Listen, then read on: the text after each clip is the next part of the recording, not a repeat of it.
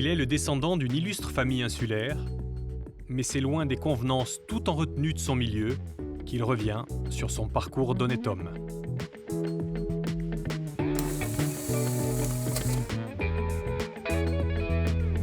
Alors on va remonter loin avec vous, quand on va parler de vous.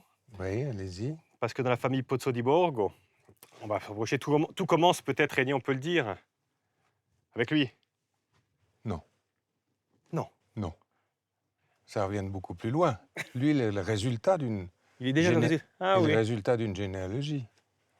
Charles-André, Charles-André. c'est le résultat, mais c'est aussi l'initiateur d'une autre quand même, non? C'est celui qui réussit le plus en tout cas, Charles-André Pozzo di Borgo, le meilleur ennemi de Ça Napoléon. dépend où vous mettez la réussite.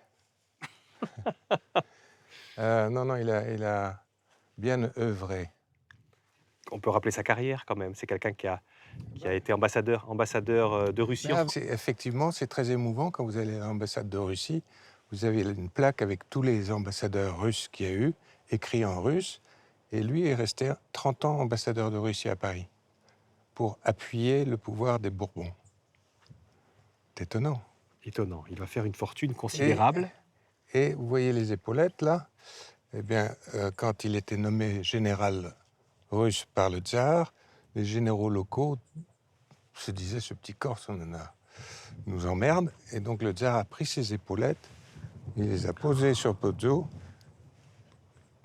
Fin des discussions. Fin des discussions. Ce sont les épaulettes du tsar Alexandre. Voilà. Alors peut-être d'autres, mais D'accord, c'est de là que ça vient. Ah oui, je ne connaissais pas ce geste. Ouais. Il y a un autre Pozzo di Borgo qui va réussir aussi. C'est lui, Alors je ne sais pas s'il réussit, je crois que c'est plus un héritier. Charles Jérôme. Oui, c'est un héritier. Il a hérité de celui-là qui n'avait pas d'enfant. Et en fait, on a eu deux exils. On a eu un exil en 1793 ou 14, quand les Bonaparte nous ont finalement mis dehors. Et puis on en a eu un deuxième quand le fils de celui-là, je crois que c'est le fils de celui-là, qui était trésorier payeur général, qui a été assassiné. Et donc tout le monde est remonté à Paris chez l'ambassadeur. Et donc, à un moment donné, celui-là dit à ses cousins, rentrez en Corse, ça fait 40 ans que vous êtes partis. Et c'est à ce moment-là qu'il décide de s'installer et puis de construire la Punta pour dire, finalement, on y est arrivé. Ah oui, Voilà. d'accord. Voilà. Charles Félix, c'est un de ceux qui va effectivement construire le château de la Punta. Tout à fait. Pour dire effectivement les Pozzo, on revient, Ouais. on est en place. Lui s'est occupé de toute la partie, comment est-ce qu'on appelle ça, logistique. Il a loué le hangar, il a construit la route. Voilà. On va le retrouver, le château de la Punta, tout à l'heure. Mais justement, alors il va avoir un enfant, lui, bien sûr. Lui, il a Félix comme enfant. Oui. Ne me posez pas trop de questions sur... Quoi qu'il en soit, il y a un descendant, c'est votre grand-père, et on va le retrouver là-bas. Alors, le grand-père, c'est pas l'image que j'en ai. Ouais. Celui-là, c'est pas l'image que j'en ai. Alors, il passait pour quelqu'un de très élégant. Il aimait beaucoup s'habiller.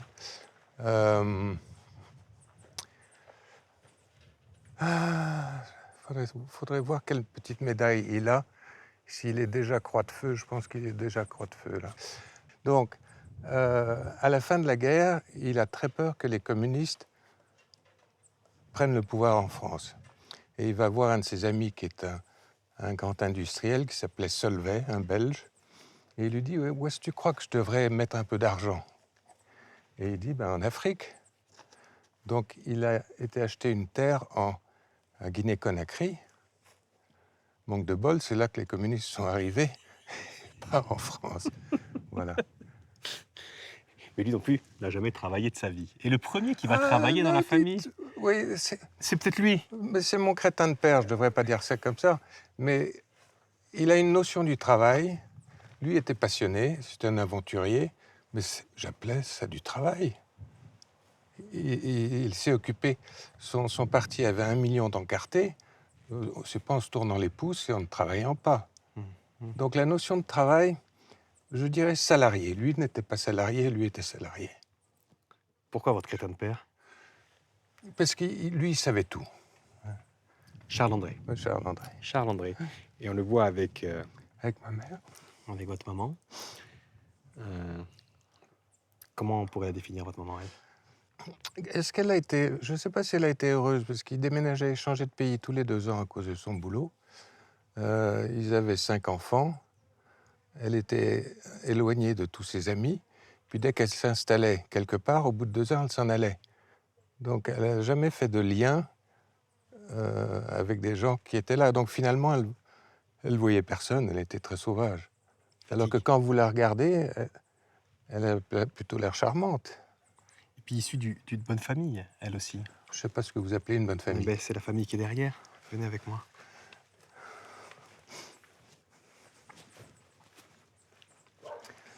L'autre grand-père, donc, hein. Alors ce grand-père-là appelait ce grand-père-là le dinosaure. Il disait que lui n'avait jamais rien compris à la vie. Alors que lui était toujours... Il avait un quart d'heure d'avance, comme il disait. Alors lui, il a épousé donc ma grand-mère, qui, elle, venait d'une famille de champenois qui s'appelait Mouette et Chandon. Et il a été embauché par ses frères, ses frères à elle, pour... C'était un militaire, lui. Pour s'occuper de la maison Mouette. Et il a bien réussi, très très bien réussi. Il a inventé le Dom Pérignon, on a l'impression que ça vient depuis toujours. Et le Dom Pérignon date de 1936, ça a été un flop complet. Et après la guerre, il a multiplié le prix par 2. C'est parti. Ensuite, il a racheté les parfums Dior. On me disait, les parfums Dior, mais qu'est-ce que ça a à voir avec le champagne? Le luxe. Il a racheté NC, Mouette, NC, puis ensuite c'est devenu LVMH. Donc là, vous le voyez avec une bouteille de champagne, et c'est lui qui a amené les bouteilles de champagne sur les circuits automobiles. Ah oui, Et donc toute l'idée, c'était de donner la bouteille et que... on voit la marque. Voilà, c'est amusant. Malin, lui. Oui, oui, Héros très. de guerre, malin. Oui, oui, Effectivement. très. Donc là, c'est le milieu duquel vous venez, Régnier. C'est pas facile de venir de ce milieu-là. C'est pas facile de Alors, devenir quelqu'un. Bon, devenir quelqu'un, je ne sais pas si c'est ce qu'on cherche, mais je me souviens, enfant, j'étais en pension, et le chef de maison disait « Ah, vos grands-parents, ah, votre père ». Résultat, j'ai été pleurer dans la rocaille en disant « Je ne vais jamais y arriver Eh bien, on va voir à quoi vous allez ». Très arriver. bien. On va passer par là. Venez avec moi.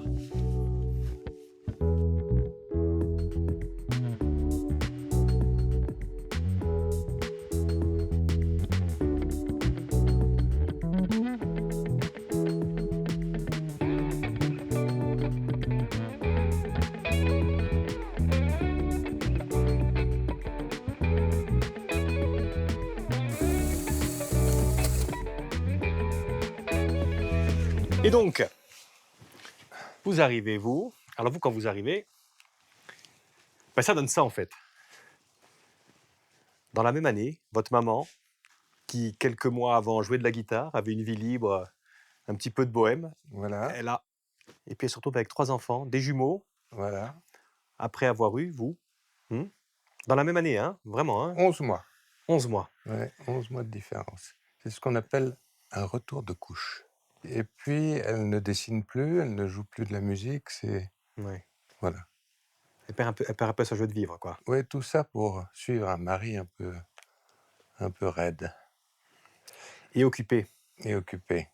Votre papa, vous ne le verrez pas souvent à la maison, Non, et quand vous le verrez, Et- ce sera souvent dans un grand, grand bureau, en fait. c'est pas seulement un grand bureau, c'est qu'à chaque fois qu'il déménageait, il nous montrait son bureau. Et je me disais, mais il peut pas passer toute la journée entre ces 4 murs. Mais c'est à se flinguer. Voilà. En tout cas, à l'époque, vous vous dites, moi, cette Jamais. vie-là, Jamais. Jamais. Jamais, jamais. Jamais, jamais, Non. jamais.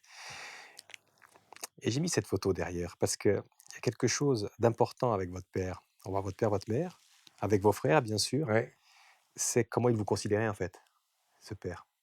Alors un jour, c'était en pensionnat, et il vient faire la visite.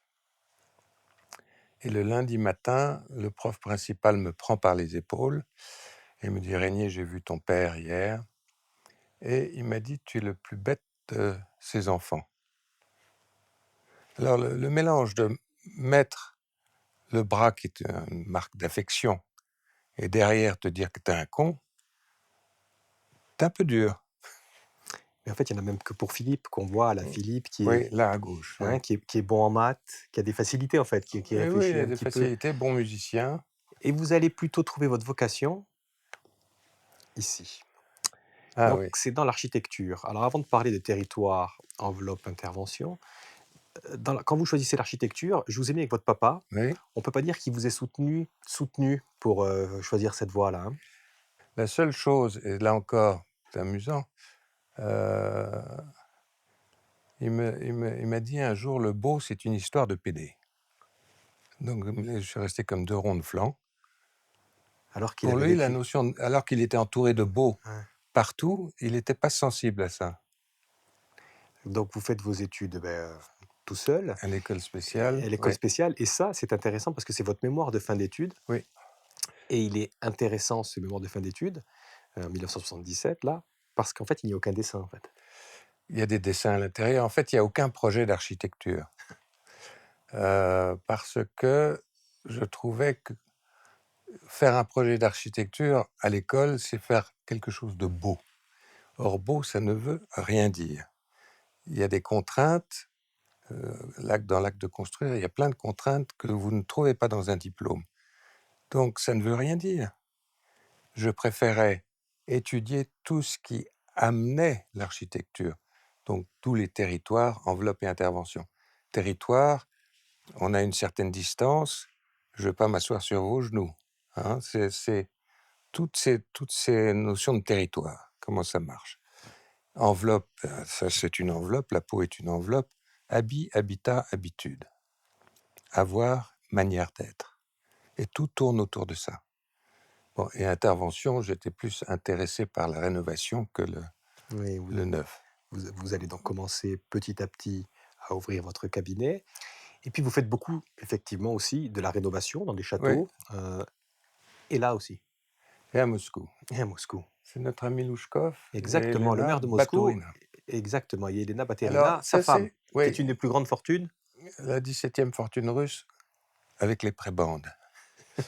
Mais là, c'est pas une vraie photo de Louchkov. Louchkov avait toujours sa casquette d'ouvrier qui était posée derrière.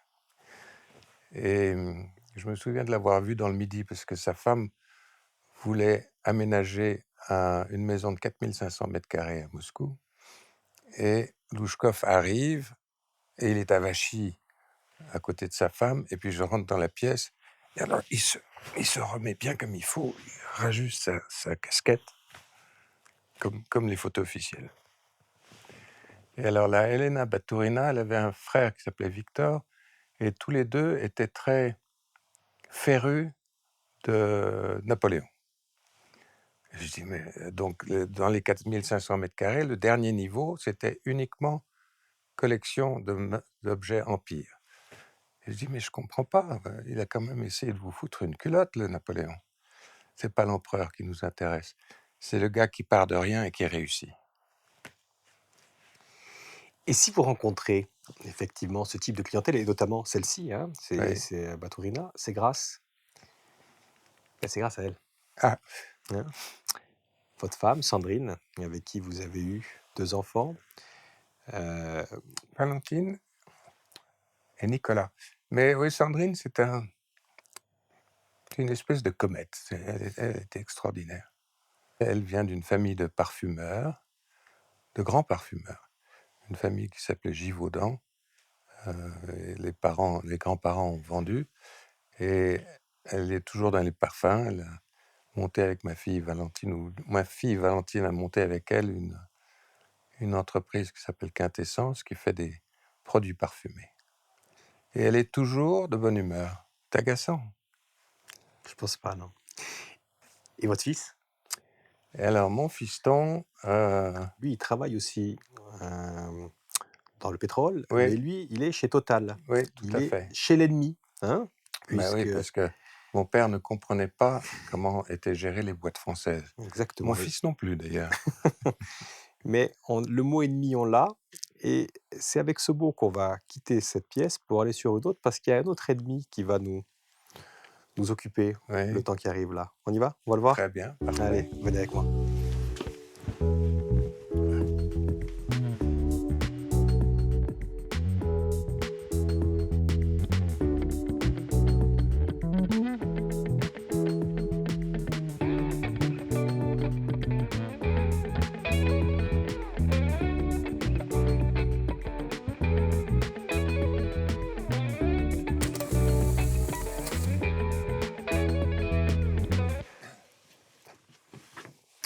Et donc, Régnier, alors le mot est peut-être un peu fort, mais vous allez me dire ce que vous en pensez.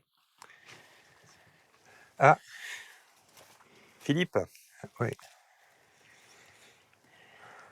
fallait le gérer, Philippe. J'y arrive pas. Je n'ai jamais accepté son accident. Jamais, jamais, j'y arrive pas. J'y arrive pas. Je ne lui ai jamais demandé comment vas-tu après son accident.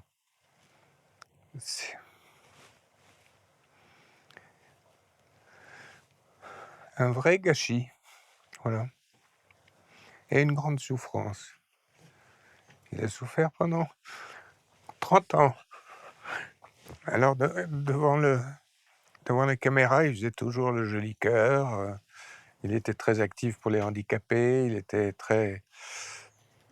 Mais il a souffert le martyre. Parce que Régnier, effectivement, c'est votre frère Philippe qui avait la passion du parapente. Oui. On le voit là Mhm. avant de sauter. Mais tout à l'heure, j'ai employé peut-être un mot un petit peu fort en disant l'ennemi, c'était quelqu'un quand même qu'il fallait gérer dans une famille, Philippe. Mais depuis tout petit, c'était Philippe aussi. Il disait Philippe aussi. Quand on proposait des choses, Philippe aussi. Il fallait toujours qu'il soit devant. Mais il était très actif, très malin, très intelligent, il a fait des tonnes d'études, mais il était dans la fratrie, il était respecté par son intelligence. Voilà, c'est mon impression. Et lui disait non, il n'y en avait que pour toi, tu étais l'aîné. Donc voilà, on trouve toujours des excuses. Et effectivement, le parapentier, il en usait, il en abusait. Vous n'arrêtez pas de lui dire arrête, tu veux toujours Et rester plus longtemps. mon père lui avait même dit je te déshérite. Tu as une femme malade, tu as 2 enfants adoptés, tu as un boulot. Arrête. Et je pense qu'il avait besoin d'échappatoire, d'adrénaline et d'échappatoire. Parce que, effectivement, il va faire le vol de trop. Ouais.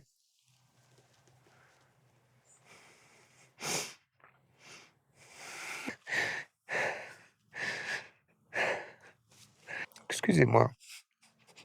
Je n'arrive pas à gérer. On va pas rester longtemps sur la photo alors, Régnier.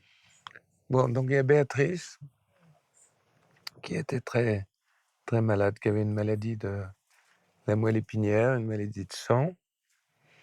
Euh, Pour ajouter de la peine à la peine, c'est qu'effectivement, peu après cette photo, sa femme va mourir d'un cancer. ouais. Bon, pardon, je suis désolé Et de cette émotion. ben, je vous en prie. Et cette histoire, ça va inspirer beaucoup de monde, parce que ça se finit Oui, quand même un petit peu dans un éclat de rire. tout à fait. Omar Sy est un sacré gars. Le soir de la première, d'abord j'avais dit à Philippe, l'affiche sur les Champs-Élysées avec un gars dans une petite chaise et le grand Omar derrière, il n'y a pas beaucoup de cul là-dedans. Il n'y a aucune chance. Non, mais il n'y a aucune chance que ça marche, ton truc. Intouchable, d'abord, c'est incompréhensible. Intouchable, on ne savait pas ce que ça voulait dire. Et le soir de la première, Omar Sy n'avait jamais rencontré Abdel, qui était son diable d'ange gardien. Il l'appelait son diable d'ange gardien. Et il ne l'avait jamais rencontré. Omar Sy ne l'avait jamais rencontré.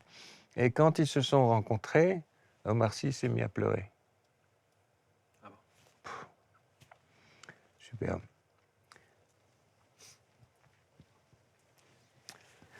Et justement, c'est l'occasion de parler de... Ben, vous en avez déjà parlé finalement, cette relation entre Philippe et vous. Oui, tout à fait. Mais il allait peut-être trop vite, je sais pas. Ce qui est intéressant, c'est ce que vous dites sur nos raisons funèbres, en fait. Vous employez le mot Philippe le Bienheureux, non, je Oui, crois. Hein? oui. Mais, je me dis qu'il est un peu comme, bon, peut-être toute proportion gardée, comme Charles de Foucault. Il a fait la noce, la bamboula, le truc, le machin, et puis il y a une bascule, je ne sais pas laquelle était pour Charles de Foucault, et il se retourne vers les autres, alors qu'avant, c'était lui, lui, lui, lui. Tout était centré sur lui. Et suite à l'accident et grâce au film, il est devenu une forme de gourou avec toute la misère du monde qui se déposait à ses pieds et il répondait à tout le monde et s'occupait d'associations. Il s'est occupé d'une association qui s'appelle Simon de Sirène. D'ailleurs, il avait versé tous ses royalties du film pour cette association Simon de Sirène. Voilà. Ben, ça nous permet, cette photo, de revenir un peu vers l'enfance. Et l'enfance, pour vous, elle est là quand même aussi un petit peu, ou pas trop, justement. Non, Ouais. en fait, bon, ça c'est sur la Punta, oui, ça Eh oui, c'est vos parents au château de la oui, Punta, hein, bien sûr. avec, je ne sais plus qui était la tante derrière. Et donc la Punta, c'est encore autre chose. La Punta, c'est... Alors on vous dit que c'est fait pour faire la pige au Bonaparte. Ça n'a rien à voir, c'est un monument de concorde. Si vous commencez à regarder comme je l'ai fait tous les décors, c'est d'abord face à Ajaccio. Or, Ajaccio a chassé Bonaparte et Ajaccio a chassé Pozzo. Et donc, c'est comme un pied de nez à la ville d'Ajaccio. Mais ça, on ne le dit pas. Et quand vous prenez tous les décors là-dedans, on retrouve dans le salon principal... Et ça va donner ça, oui, justement, hein, quand vous plongez dans les archives du château. voilà, C'est ça. Et tout à fait. effectivement, tout est symbolique dans ce château, hein. En fait, le château de la Punta était une évocation du château des Tuileries, Catherine de Médicis, qui emmène Catherine de Médicis à l'hôtel pour se faire pour épouser Henri II, Sampiero Corso.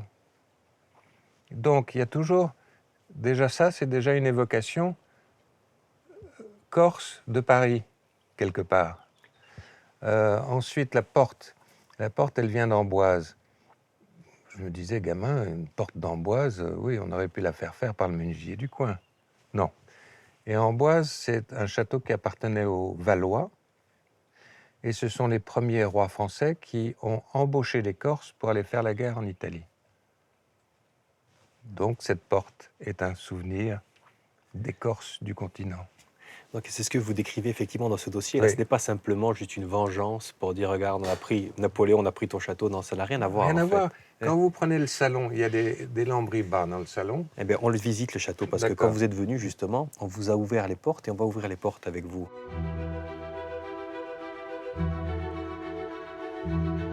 Conçu comme une œuvre d'art par les Pozzo di Borgo, l'intérieur de la bâtisse recèle également de nombreux trésors. Cheminée ornementale, plafond somptueux, le rez-de-chaussée nous invite à revisiter les grandes périodes de l'histoire de France, la Renaissance, le Moyen-Âge, la période Louis XV. Tout est symbolique, en fait. Hein. Oui, ça c'est le salon Louis XV, donc le rattachement de la Corse à la France. Et puis on monte, et puis justement, par contre, plus on monte, plus ça se délabre. Et quand vous voyez le château, justement, aujourd'hui, alors il y a une tentative de rénovation. Non, c'est pas une tentative, il y a un vrai boulot. Il y a un vrai boulot aujourd'hui. Un vrai boulot, oui, oui. Qu'est-ce qu'il en pense, l'architecte?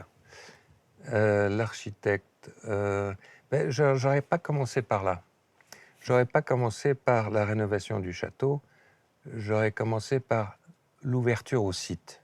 Parce qu'on voit ici qu'il y a un chemin qui a été construit pour accéder au château, et le chemin, il ne peut pas recevoir de cars, les voitures ne se croisent pas, et donc, c'était pas moi qui ai le premier eu cette idée-là, c'était Louis Peraldi, Louis de Poix, qui était très investi dans Val d'Isère, et il disait, mais il faut monter un téléphérique.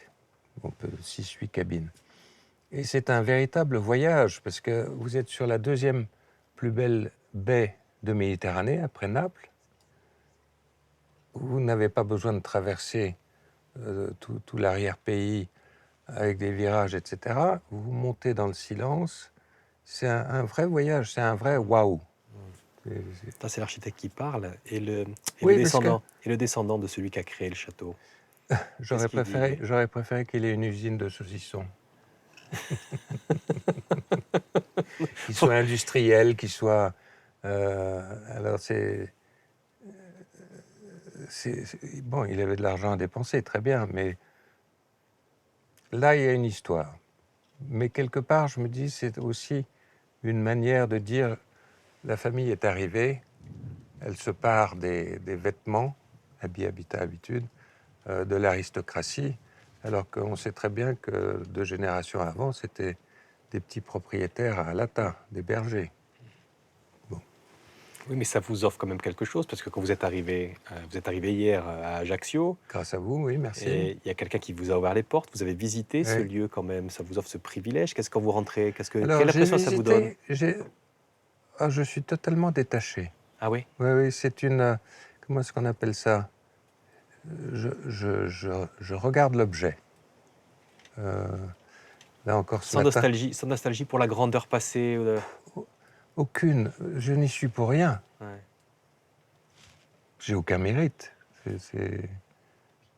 C'est une histoire. Si je peux participer à l'histoire, j'y participe. Mais non, j'y suis pour rien. Rien du tout. Et donc vous allez repartir tout à l'heure, là, sans nostalgie aucune? Mais je vous aurais rencontré. Très sympa. Allez, venez à côté de moi. C'est l'occasion de... c'est l'occasion de faire la dernière photo. La dernière photo, c'est moi qui la prends. Bon, très bien. Voilà. Merci infiniment, Régnier. Merci d'être venu. Mais de rien. On a découvert un pan extraordinaire de l'histoire. Oui. Vous faites partie de l'histoire de la Corse, donc il faut revenir Non, souvent. pas du oui, tout. enfin votre Non, famille non, en tout cas, mais oui, vous aussi. Non, non. À bientôt. Oui, très bien. Vous Merci. partez par là Ok. et on se retrouve bientôt. Au Merci, revoir. merci. Au revoir. Merci à tous.